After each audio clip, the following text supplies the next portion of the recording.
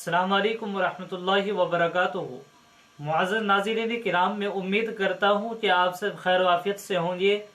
आम तौर पर जब घर तामीर किए जाते हैं या मस्जिदें तामीर की जाती हैं तो आम तौर पर आपने भी देखा होगा कि मस्जिद की दीवार पर या घर की दीवार पर ऐसी टाइल्स लगवाई जाती हैं, ऐसे पत्थर लगवाए जाते हैं जिन पर कलिमा तौहीद या फिर हुरूफ मुक़त्ताअत या फिर कुरान करीम की आयत लिखी हुई होती है।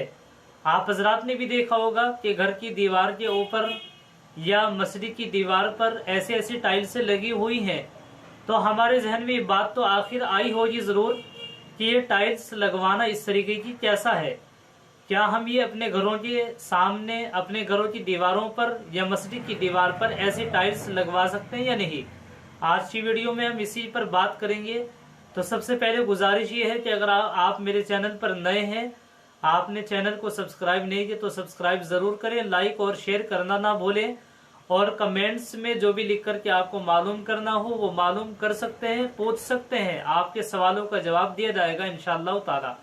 तो देखिए मेरे मोहतरम बुजुर्गों, भाइयों, दोस्तों, आमतौर पर जो घर की दीवार पर इसी तरीके से मस्जिद की दीवार पर जो टाइल्सें लगवाई जाती हैं, ये लगाना मुनासिब नहीं है, ये अच्छी बात नहीं है, यानी ये एक मकरू अमल है। इसलिए कि आमतौर पर अचानक से दीवार के मुनहदिम होने का खतरा है, या इसी तरीके से सिलाबे की वजह से टाइल्स वगैरह टूट करके उससे गिर करके पामाल होने का खतरा है, तो उससे बेदबी होने का खतरा है।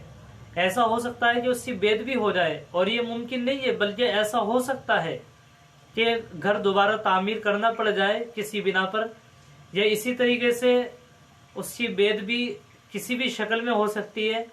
दूसरी सूरत यह है कि वो टाइल्स का कुछ हिस्सा टूट करके नीचे गिर गया, तो तरह तरह से उसकी बेदबी हो सकती है और उससे टूट करके गिरने के पामाल होने का खतरा है। लिहाजा इसी शक्ल यही है कि इस तरह की टाइल्स न लगवाई जाएं। ये अच्छा अमल नहीं है, मकरू अमल है ये। इन चीज़ों से बचा जाए और ये बेहतर नहीं है।